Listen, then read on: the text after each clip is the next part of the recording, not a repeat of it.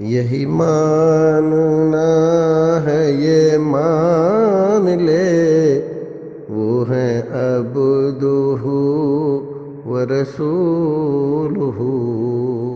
الحمد للہ رب العالمین والصلاة والسلام علی اشرف الانبیاء والمرسلین نبینا محمد وعلی آلہ واصحابہ اجمعین ومن تبعہم بإحسان الی یوم الدین، اما بعد۔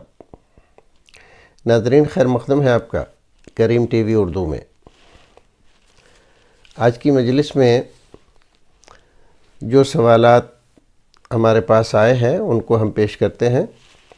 پہلا سوال ہے، سید عفان علی آسٹریلیا سے سوال کرتے ہیں، چھوٹے بچوں کو میوزک والے کھلونے دینا کیسا ہے؟ دو باتیں اس میں قابل غور ہیں۔ ایک بات تو میوزک ہے اور دوسرے چھوٹے بچے۔ چھوٹے بچوں کے لیے ذمہ دار بچے نہیں ہوتے، والدین ہوتے ہیں۔ پھر شریعت نے ان کے لیے بنسبت بڑوں کے کچھ آسانیاں رکھی ہیں، جیسے گڑیا گڈوں سے کھیلنا، گڑیے بنانا، گڈے بنانا، اس طرح کی چیزوں کی شریعت نے اجازت دی ہے بچوں کے لیے۔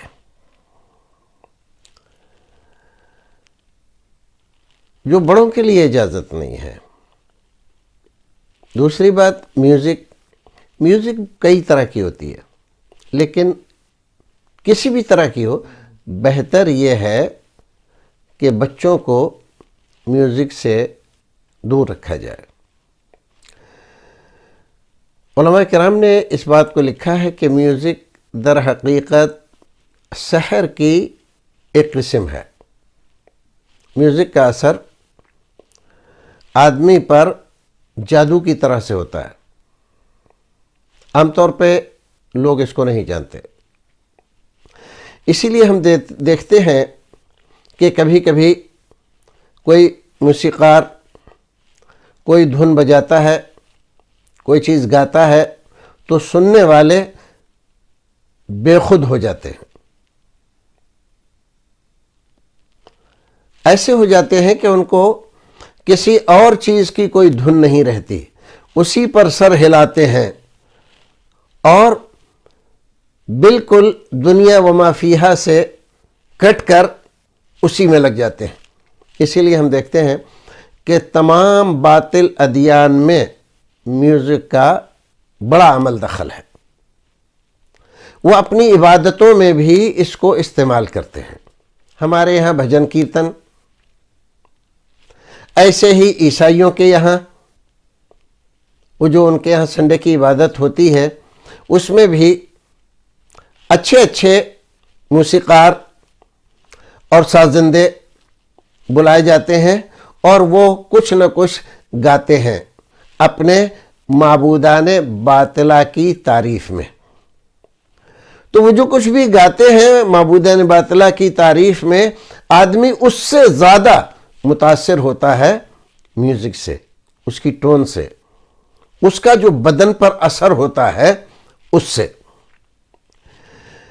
تو اگر ہم بچوں کو بچپن سے ہی میوزک سے آشنا کر دیں گے، اس کا عادی کر دیں گے، اس کی عادت ڈال دیں گے، اس سے لطف اندوزی کا ان کو خوگر بنا دیں گے، تو بڑے ہو کر بھی وہ اسی سے زندگی بھر چمٹے رہیں گے۔ رسول اکرم صلی اللہ علیہ وسلم نے اپنی ایک حدیث میں فرمایا کہ میوزک، موسیقی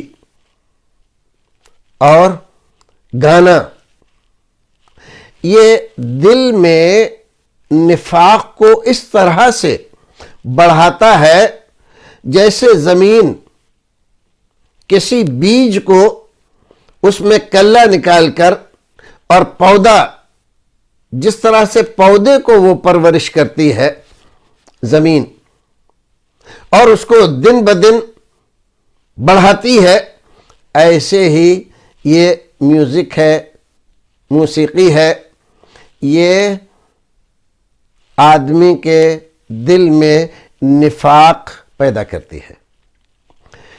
تو جب یہ چیزیں ہیں تو ہمیں بچے ہوں، جوان ہوں، بوڑھے ہوں، ہمیں جہاں تک ممکن ہو وہ اس سے بچ کر رہیں۔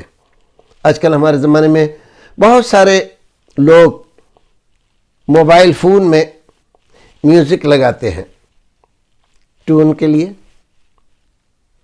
اطلاع کے لیے، اور بہتر سے بہتر، اچھی سے اچھی ٹون ڈھونڈ کے لاتے ہیں۔ یہ بات بھی ٹھیک نہیں ہے، یہ بھی اسی طرف لے جاتی ہے آدمی کو۔